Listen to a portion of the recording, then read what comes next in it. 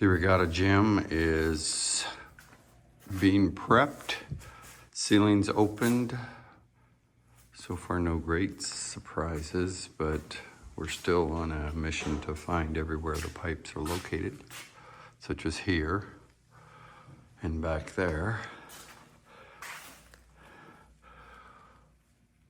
There are quite a few here in the gym. Pretty much every corner of the gym has an open ceiling.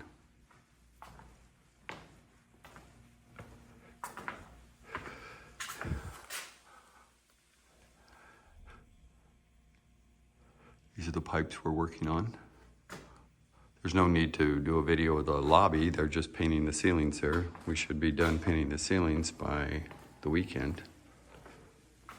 But this is where they're fast tracking the pipe replacement.